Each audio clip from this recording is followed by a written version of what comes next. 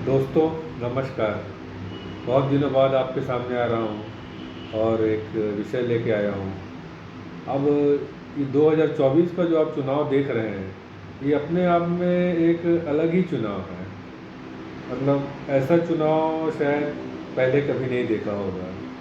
एक तो इस चुनाव की खासियत ये है कि मोदी जी तीसरी टर्म के लिए इसमें पार्टिसिपेट कर रहे हैं, वो लड़ रहे हैं और उनके सामने ऐसा कोई दिखता नहीं है कि मोदी के सामने ये खड़ा होगा, ये कुछ करेगा, ये कुछ कर सकता है। देश की जनता आज देख रही है, देखना चाहती है कि कोई कोई और भी लीडर आए जो कुछ करे। लेकिन आज का जो समय है, आज का जो टाइम है, उस समय मोदी जी से बेहतर कोई नेता नहीं है।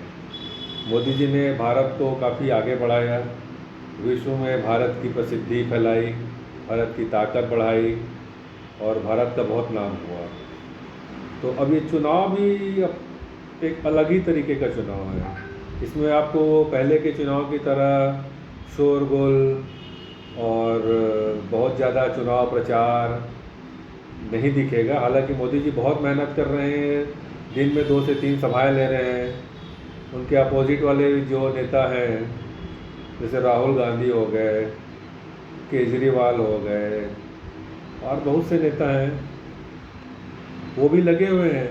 लेकिन ये सब भी आपस में मिलकर ऐसा कुछ कर नहीं पा रहे हैं और इनके अंदर वो करिश्मा नहीं है जिसको देश की जनता देखना चाहती है। वो करिश्मा है तो वो करिश्मा है सिर्फ मोदी जी में। ये मैं मोदी जी का फ़ैन होने के नाते या मोदी जी का भक्त होने के नाते या किसी उसके कारण नहीं बोल रहा हूँ, ये सारी जनता देख रही है। भाई लोग बोलते हैं कि अरे मोदी तो आदमी बुला लेते हैं। आप ये बताइए, फ्री में ये हज़ारों आदमी कैसे आ जाएंगे? नहीं आते। देश में आ जाएंगे, चलो विदेशों में भी हज़ारों लोग आते हैं। विदेशों में इतने बड़े बड़े एनआरआई लोग आते हैं मोदी जी का शो देखने, वहाँ मोदी जी के लिए नारे लगाए जाते हैं। तो इन सब चीज़ों से को देखकर लगता है कि हमारे पास अभी एक ग्लोबल नेता है और इस नेता को हमें भी खोना नहीं चाहिए।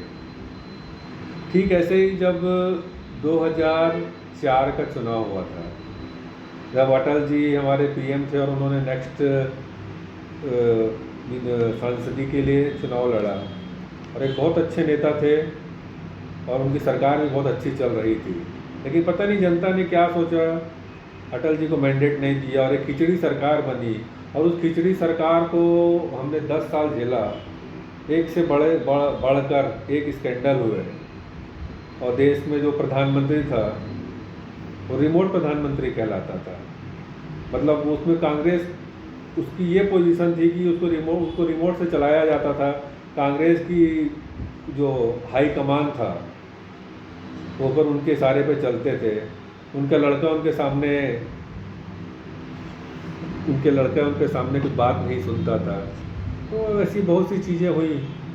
तो मुझे लगता है कि देश की जनता इस बार चाह रही है कि मोदी जी को और पूर्ण बहुमत दिलाकर एक अच्छी सरकार बनाएं, विश्व में देश का नाम और ऊंचा करें और हमारे देश की भी प्रगति हो।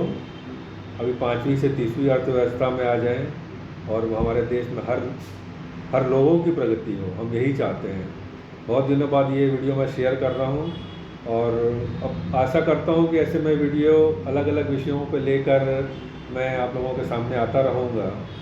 और अभी 4 जून को जब चुनाव का रिजल्ट निकलेगा तो हम देखेंगे कि एक बहुत अच्छी सरकार बने और देश का नेतृत्व एक अच्छे हाथों में जाए और मोदी जी विश्व पटल पर भारत को और आगे लेके जाएं।